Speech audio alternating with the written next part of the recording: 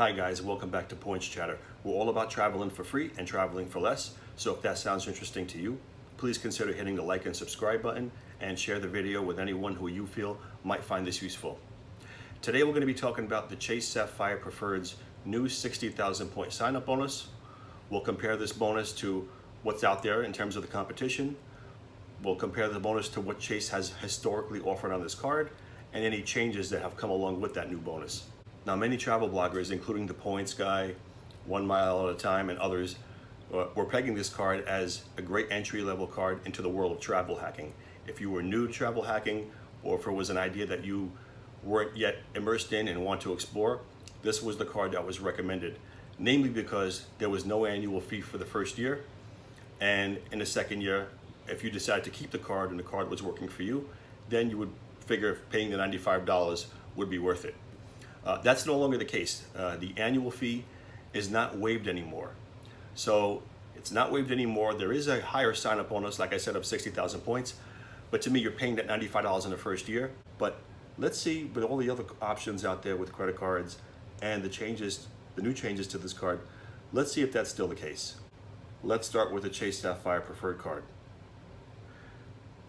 The card comes with a 60,000 point welcome bonus after you spend $4,000 in the first 3 months of account opening. Now, Chase values these 60,000 points. If you were to redeem them towards travel, it would be worth $750 or 1.25 cents per point when redeemed towards travel.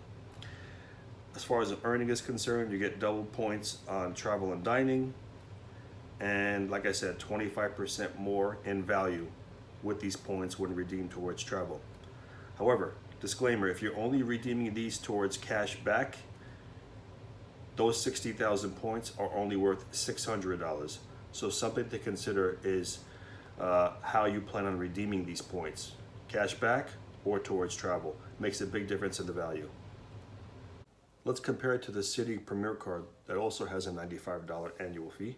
The City Premier card offers a 50,000 point welcome bonus after making $4,000 in purchases within the first 3 months. So the spending there is the same, spending requirement is the same as the Chase Sapphire Preferred. The welcome bonus is 50,000 points compared to the Chase's 60,000 points. As far as earning is concerned, you get 3 times the points on travel, including gas, double points at restaurants and on entertainment, 1 point on all of the purchases. Now, when redeeming these points for airfare, City values these at 50,000 points would be valued at $625 when redeemed towards airfare on any airline. And so there you have it. You have triple points on dining, double points on restaurants and entertainment, 1 point on all of the purchases. So these are pegged at the same 1.25 cents per point when redeemed towards travel, towards airfare, the same as the Chase Sapphire Preferred card. This is a solid option, in my opinion. Now, the Capital One Venture card earns double miles. These are good towards airlines. Now, the Capital One Venture card earns 2 miles per dollar spent on everyday purchases, regardless of category. Well, what's interesting is you also earn 10 times the miles on any purchases made through hotels.com. And that benefit has been extended through January of 2020.